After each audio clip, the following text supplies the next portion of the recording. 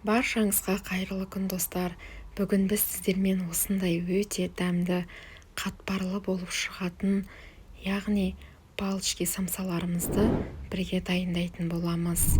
Ең алдымен менің каналыма тіркеліп, қоңырауша белгісін басып қоюды ұмытпаңыздар. Менің каналымнан ерекше оңай рецептердің қазақ тіліндегі түрлерін таба аласыздар.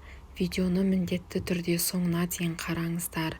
Ең алдымен табағымызға суымды құйып алдым. Оның үстінен тұзымызды салып, жақсылап араластыратын боламыз. Яғни тұзымыз жақсы еруі қажет. Енді оның үстінен ұнымызды салып, жақсылап қамырымызды елеп аламыз. Менде төменде описанияда барлығы жазылған.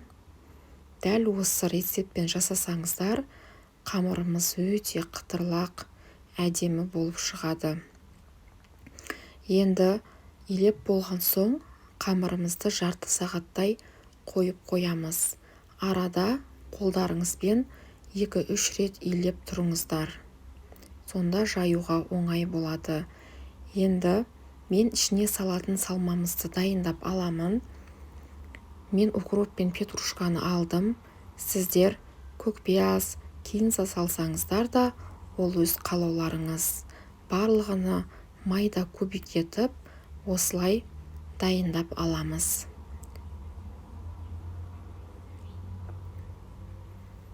Пиязымызды, одан соң картопты осылай дайындап қойдым.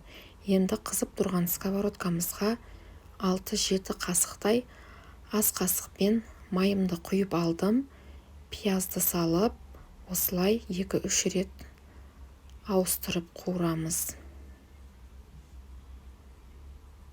Яғни 2-3 минуттан соң осылай жақсылап араластырамыз және 2-3 минут қойып осылай араластырамыз.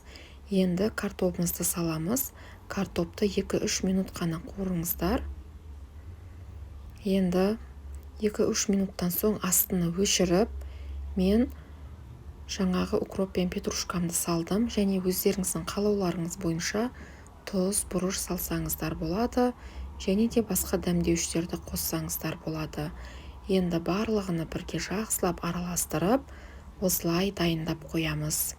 Енді мен қамырымды алып, осылай екіге ортасынан бөлемін.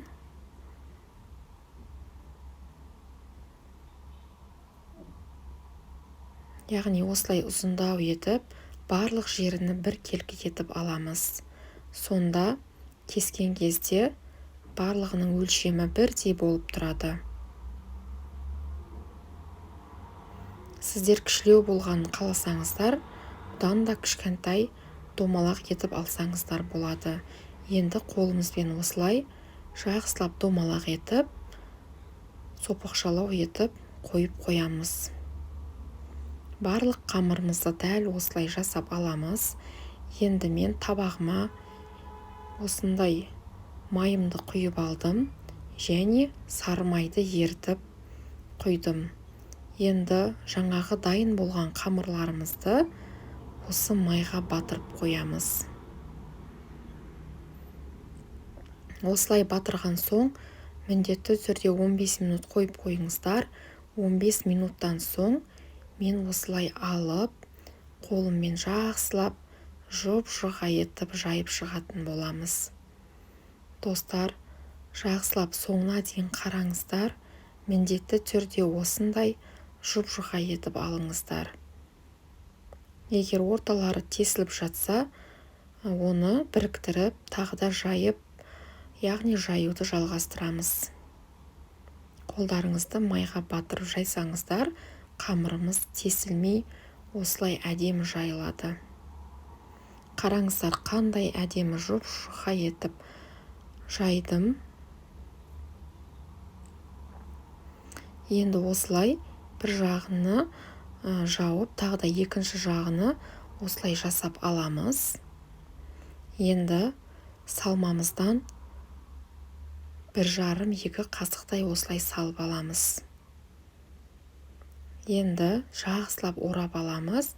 Жақсылап қараңыздар, қиын емес. Ең алдымен орап, екі шетін осылай жауып, осылай созып ораңыздар.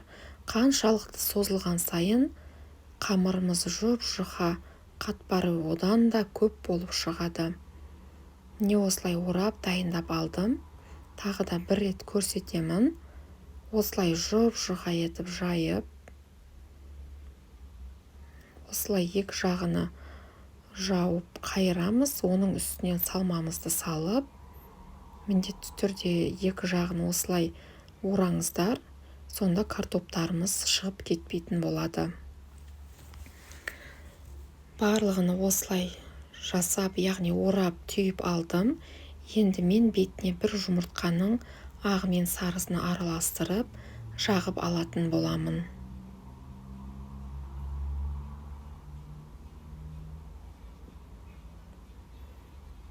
Бетіне мен ақ күнжітті осылай сеуіп шықтым. Міне біздің жаңағы самсаларымыз дайын болды. Енді 180 градуста 30-35 минуттай пісіріп алдым. Достар, сіздер өздеріңіздің духовкаларыңыздың градусына қарай пісіріңіздер. Міндетті түрде осы рецепті жасап көріңіздер. Қандай қатпарлы, өте дәмді қытырлақ болып шығады. Менің каналыма тіркеліп, лайк басып кетуді ұмытпаңыздар. Алдағы уақытта ерекше қарапайым рецепттермен бөлісетін боламын. Сіздерге ас болсын.